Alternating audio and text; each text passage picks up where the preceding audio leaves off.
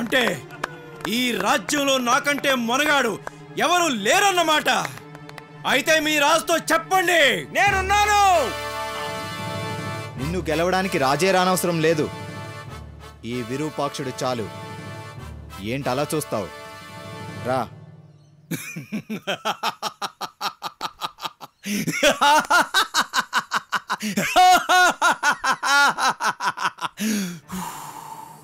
ఊదితే గాల్లో కలిసిపోయేవాడివి నువ్వు నాతో తలపడతావా? అంత మనగాడివా? మొనగాడినో మగాడినో తేల్చుకుందాం రా. విరూపాక్ష గురుదేవా.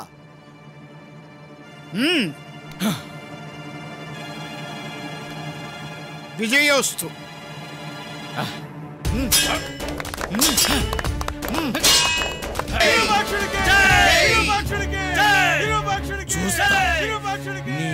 చూస్తా. విరూపాక్షుడు నెగ్గాడు. ఇస్తాను. నువ్వు నాకు 15 వరాలు ఇవ్వాల్సిందే. ఏ ఊరి యువకుడో తొలిచూపులోనే నా మనసు దోచాడు.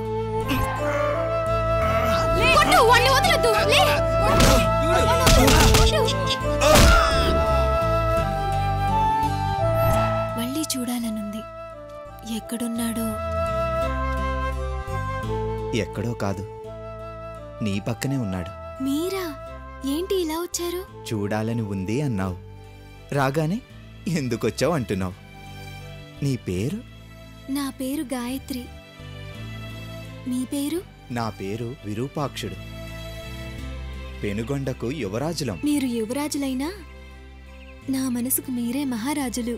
మాటకారివే. గోదాలో నన్ను మాటలతో రెచ్చగొట్టావు. నీ చూపులతో ఇక్కడికి రప్పించావు. నేనా? ఏమో, నాకే తెలియదు. తెలియచెప్పడానికే ఈ పువ్వును వెతుక్కుంటూ ఈ తుమ్మెద వచ్చింది. చమత్కారులే. ఈ సిగ్గుబుగ్గలతో తొలి చూపులోనే మా మదిని దోచావులే. అంతందంగా ఉన్నానా? కాదా మరి? సిగ్గుతో ఎరుపెక్కిన నీ అందాల చెక్కిళ్ళు చూస్తూ ఉంటే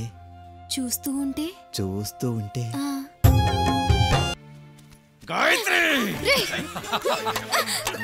కాదు నా విరూపాక్షుడికి ఒత్తాసు పలుకుతావా? ఇప్పుడు పిలువు. విరూపాక్షుడు వస్తాడేమో చూస్తాను.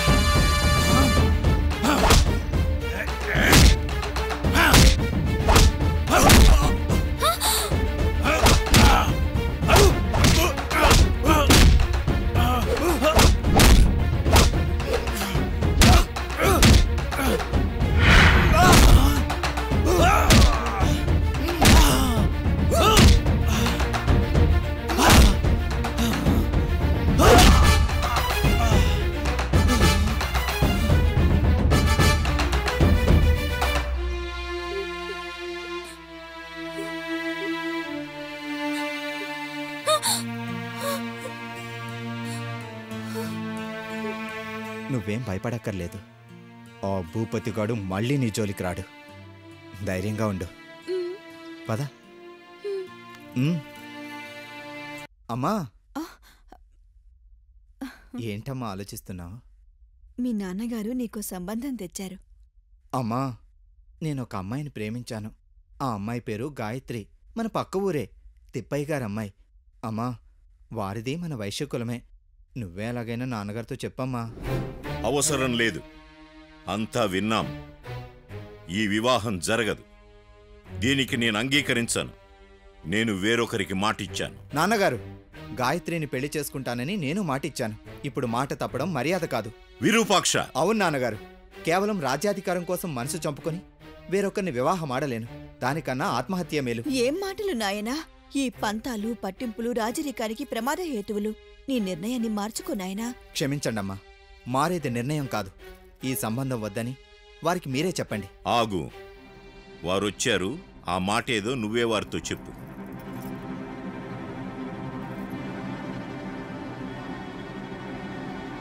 అమ్మా, అవును బాబు, నాన్నగారు చూసిన సంబంధం వీళ్ళమ్మాయే.